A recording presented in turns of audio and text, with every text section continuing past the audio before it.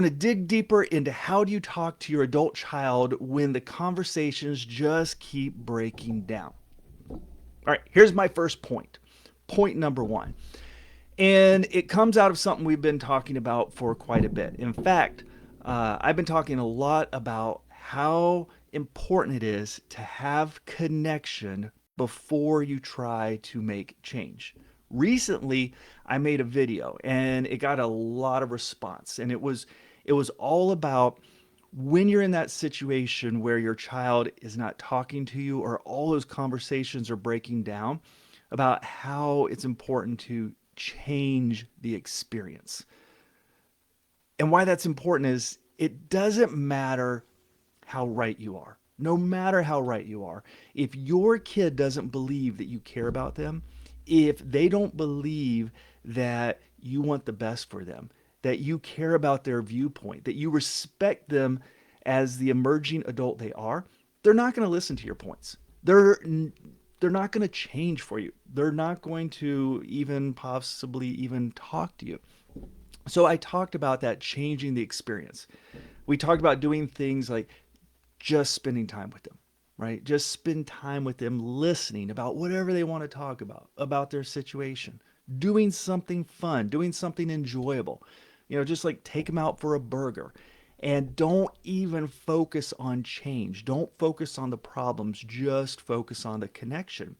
And I talked about just how powerful that is, almost magical. I have seen it time and time again in my work with families and parents and even adult children, that once everyone feels connected, once they believe that you care about them and you want the best for them and that they're important to you, a lot of the barriers break down. Now, that's not everything, right? But it opens the door, and that's what you need. You need that door open to be able to talk about the tough things. So if they don't feel that you care about them, if they don't feel loved, if they don't feel heard, if they don't feel respected, then you're not going to get to that next step. So that's what I talked about last time. And it was a good video. I enjoyed talking about it. But something really interesting happened. I got a lot of responses. And yes, some of them were from parents. A good amount were for parents. And some parents loved what I said. Others were like, yeah, we tried that. It doesn't work. I do have something I like to say to those parents in a minute, right? I have some thoughts for them. But that's not what was interesting. All right. Something else happened. I got a lot of comments from young adults. I got a lot of comments from older teenagers. And just let that sink in for a moment. I made a video for parents about how to connect to their adult children, and teenagers how to connect to their parents, or parents how to connect to the teens. And what happened?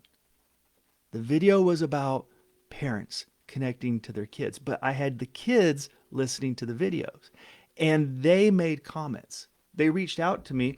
There was this one young woman. She didn't say her age, but she just said that she was having a hard time talking with her mom. She said it was so hard and things were breaking down, and she didn't even like talking to her mom. And she was saying, I wish my mom would take this approach. It would help so much. And then there was another young man, he was talking about how he wished his parents would listen to him. But every time he tried to talk to him, it just turned into a lecture, and he would get angry because he felt like they didn't care about him. So I want you to let that sink in, right? This is important to your kids. They are connecting with what I'm saying. And I've seen that over and over. And that's why I make this point, and it's almost like a foundational piece that I want all parents to understand, that over time, and I get it, right? I get what happens. I've sat with these families. I understand the history. I understand the wounds. I understand the things that have been done, the things that have been said, and how that creates disconnection, right? But what so many parents try to do is they try to just push the change. If you would just change your behavior, things would be better. And the connection is gone. And they try and they try and they try, and it doesn't move forward. And so we've got to reestablish that connection where they feel that you care about them, that you love them, that there's hope, there's a reason to move forward. Because that's what I was hearing with those kids, right? Those adult kids who were responding is they want a connection with their parents, right? They love their parents too, and they want to find a way to connect. And that's the same thing with your kid. No matter how much they're giving you the cold shoulder, no matter how much they're shutting you down or not listening to you, underneath that there is some love, there is some connection, and they want to figure it out too. So that's what I wanted to dig into a little bit more tonight. So my second point is moving into how you have these conversations. Right? Let me just say this better. I want to dig into maybe a little bit more of a formula, some points, some direction in how you have this conversation, right? We're going to dig a little bit deeper here. So the first point, which is that I want to make, actually the second point of this video, is I want you to remember that this is your child. This is the kid you love.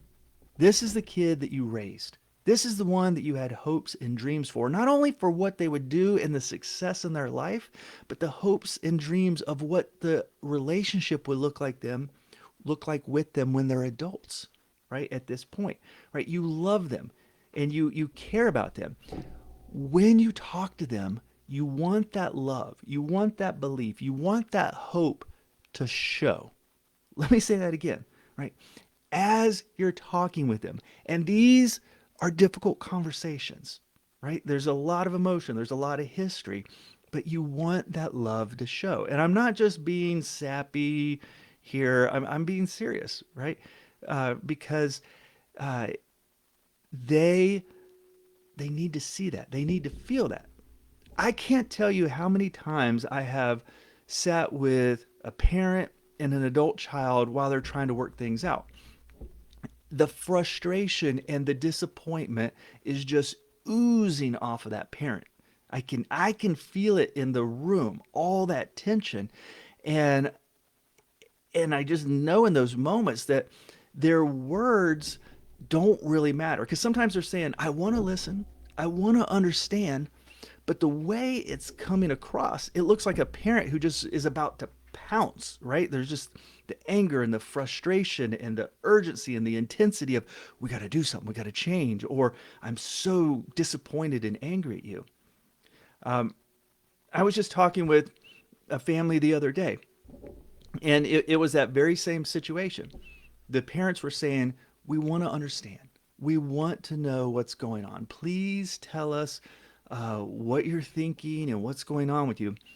And as soon as their son would open his mouth and try to make a point, they would immediately invalidate it. They would say that it wasn't rational. That's not how it really was. You're not taking into account this or that. And he just couldn't get a word out. And then he would get frustrated, and they say, no, we want to listen, right? We're here for you. We want to understand.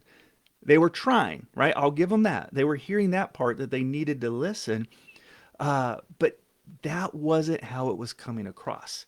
They were just shutting down the conversation. And that's something that many times I try to help parents see is your love, your care, your respect for your child's position and their experience. um, it, you've got to show that it means something to you, right? That you at least respect that.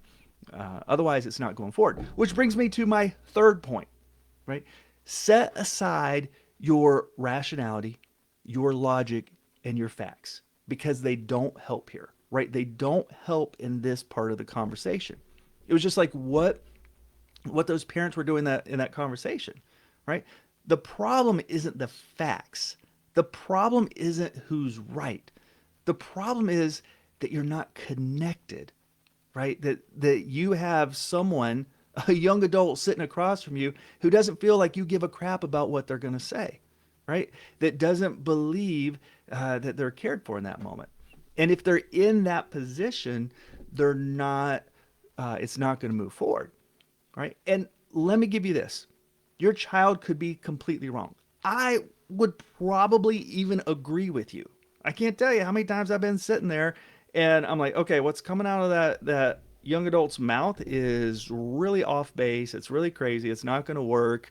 Um, and I get that. But if they don't feel heard, if they don't feel like you care, you're never going to get your point across anyway, right? So there is a point in the conversation where no matter what you're talking about, you have to give your child, your adult child, or even your older teen, right? You have to give them some space to share their viewpoint, their belief. And that's not a time for problem solving, fact checking, digging up the past, right? Those are all paths to the dark side of disconnection. A little Star Wars there. But seriously, right? Those uh, those approaches don't work, right? So instead, you need to listen. You need to restate that you heard what they were saying, right? So it's things like, so I hear you saying that you feel like this is not unfair, or uh, what you're wanting is you're waiting for another job, a better job to come by. You don't like the options you have, or you're feeling heartbroken and you don't feel like someone like this is going to come along again, and you're depressed and you don't feel like doing anything. Just because you acknowledge what they're saying doesn't mean you agree with it. Again, many times I'm sitting there with parents and I'm like, I don't really agree with the logic that is being presented here, but that's what's in their mind. That's what they're feeling, right? And if you shut it down, right, there's no opportunity to even influence that thought, any opportunity to help them work through a problem or something like that. So what you're showing is respect. Now, I didn't know if I was going to go there, but I'll go there for a moment, right? I hear that from a lot of parents, right? You know, I'm the parent. I need to be respected. Um, your kid needs respect. I think any child of any age needs some level of respect, like respecting that they are a human, respecting that they have their own thoughts and feelings and ideas. It doesn't mean that you go along with it, but at least give them a space to think what they think and feel what they feel. And when they feel like you give them that space, they're more open to hear your words of wisdom, your ideas, your thoughts. So I'm not bashing parents. I'm feeling like I might be coming across harsh here. Uh, Instead, I really want parents to understand that a lot of your own anxiety, a lot of your own hurt feelings, a lot of these moments where your kids have screwed up, they have lied to you, they have um, misrepresented things, they have screwed up, they have manipulated, they have done all that, right? That has an impact on you as a parent. And it's hard to hold that back. But if you just dump that on your kids or you let that come through, it's many times going to push them away. It almost feels unfair. You know, like why do we have to turn the other cheek? Why do we have to overlook things? First of all, you're not overlooking them. But the second is when your goal is, I need to establish a connection so we can actually talk, so we can actually work on things, you see why it's worth it, right? That's why I said before, remember, this is your kid. You love them, you care about them, you want the best for them, you want a good relationship with them, and they are struggling. They are in a rough spot, right? And you need a little bit of understanding that yes, they're screwing up. Yes, they might be going down a really horrible path, but they need help, right? And you're in a good position to help them, to love them, to care for them, to be there for them. And that's what they want from you too, right? And they want to have that relationship with you too. I'm telling you, I hear it over and over. When I can talk kind of heart to heart for real with a young adult, especially if the parents aren't around, I usually get a version of, they do want that relationship. They might not believe it's going to happen, or they're angry about this and that, and they're having a hard time seeing past their own emotion. But once they do, yes, they want that connection with their parents. So that's what we want, and that's what I want for you too, right? So my next point, point number 4, as you're having these conversations, when things get stuck, fall back on love, right? Fall back on your love, right? Your desire for what's best for them, right? So it's a point in a conversation where they've said their point, and maybe they don't want to listen to you, or it gets a little tight. It's like, all right, we're just gonna argue here. That's where you can make statements like, hey, we obviously are seeing things differently, but I want you to know that we love you and we want the best for you. And we're going to keep working on this. We're going to keep talking about this. And sometimes that's where your conversation needs to end. That family that I was talking with earlier this week, that's where we had to end the conversation, right? We didn't solve any problems, right? I had multiple conversations last week with families where we didn't solve problems, we established the connection. And that's a lot of times where we left. It's like, hey, you guys talked about some tough stuff that you haven't been able to talk about. Nothing was solved, nothing was agreed upon, but now you have a better sense that you love each other, you care about each other, and you're going to keep working on this. Because that conversation might need to repeat, right?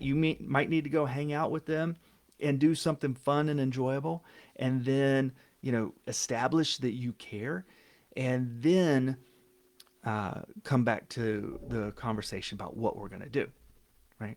And if you think about it, you've already accomplished all the points up to this point, right? You listened to them, you didn't shut them down, you didn't try to prove them wrong, right? You showed we will listen to you, we hear you. We still have things that we need to work out, but we love you and we care about you. Right? And sometimes you have to stay in that place for a while before it really sinks in. But like I said, a lot of times just reestablishing that connection and that love, um, things can start changing just because of that. I've seen young adults who they just needed to know that they were cared about, right? That they were being heard, and being able to listen to themselves talk. But you've probably been in a situation like this. You're talking someone with someone who cares, and you're sharing your viewpoint about how you're so mad about this, or how this is unfair, or how you're going to do this.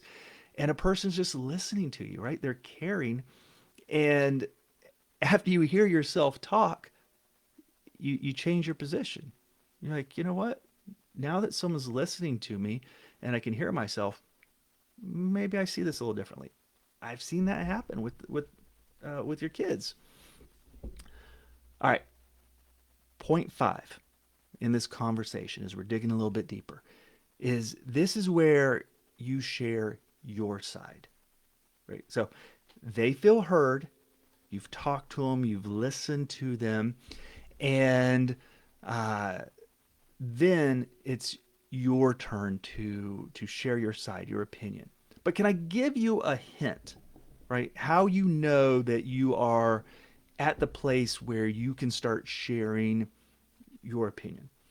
When you've been able to listen to your child, right? You've heard what they're thinking, what they're feeling, why they're doing what they're doing, why they're not doing it, and you can share that back to them, right? So this is how you're feeling. Is this what you're thinking? This is your plan, and then they say, "That's right." Right? Or yes, that's what's going on, or that's how I see it, right? When they can validate, yes, you heard me. That's what I'm saying. That's how I'm feeling. That's what I'm thinking, right? You're at the place where now it's your turn. This is not an opportunity to lecture, right? You still need to respect their side, and you're not just like shutting them down and giving this like long lecture where their eyes glass over and like, oh, I've heard this a billion times, right? But maybe a good way to say it is, hey, we've listened and we understand where you're coming from. Will you listen to us and understand where we're coming from? Right? You're trying to establish a pattern of respectful conversation. And this is something that in future talks and things that I can help, and we'll talk about like how to go deeper in that point. Like, uh, when they're still having a hard time talking or the conversation is breaking down. But you want to have that approach where you're saying, we've heard you, we've listened to you. Now, please listen to us. And this is where boundaries come in, right? This is where you start saying what's okay, what's not okay, where you start defining what is their responsibility and what is not your responsibility. Where you talk about what uh, what needs to happen on your side of things and what likely needs to happen on their side of things. So it might be some of those boundary conversations are, we understand that you're holding out for a better job, right? We hear that. You want a better job offer because you don't like the current options. But we're not okay to continue to cover these bills for you. So let's talk about a reasonable timeline, like when you can start paying these and we can stop. We're thinking like we'll give you another 2 months and then you're going to have some money. So do you want to talk about that? Like how can we help you? How can we support you? Right? But it's, we've heard you, we understand what's going on, and maybe you're holding out for this job, but maybe the reality is you're going to need to take this other job and just get working until you figure out this other thing. Right? I know there's so much that goes into these conversations, but that's the general idea, right? And um, yeah, and maybe it's even something like video games, right? Like we understand video games are the main way you know how to de-stress and they relax you and it's how you connect with your friends all over the world. Um, see, I even did it there, right? A little sarcasm. You got to be careful with that, right? Because sometimes they're saying things that are like, "Ugh," right? But what they're telling you is video games are very important to me. In your mind, you're like, how could they be that important? But I'm telling you, a lot of times they are. It's how you de-stress. It's how you relax. It's how you stave off your depression. Um, but the things that you say are going to happen, they're not happening, right? And we need to talk about when you're going to take that next step and what that next step is, right? And so it leads into that conversation. But I'm telling you, they're feeling heard and understand. And the more you understand them, the more likely you're going to have compassion. Again, so many parents, when I've helped them really talk with their young adults, they'll tell me things like, I didn't realize that they were that depressed or that anxious or they were that stuck or they were that addicted, right? I didn't realize that they were so heartbroken over this relationship falling apart or, and now that I really hear their emotion, I really hear how they're thinking, I'm kind of feeling for them, right? Yeah, it really helps you to not only connect with their feeling and have some empathy, but it also helps you take the right approach, right? Maybe you need to spend more time sharing what it was like for you when you were heartbroken and you didn't feel like you could move on and you couldn't do anything, right? Instead of like going right to problem solving, you spend a little bit more time connecting around having a broken heart, right? Or being super anxious or whatever it is, right? Those are the kind of connections where your child will listen to you. They will let you push them, right? And that's what we're looking for.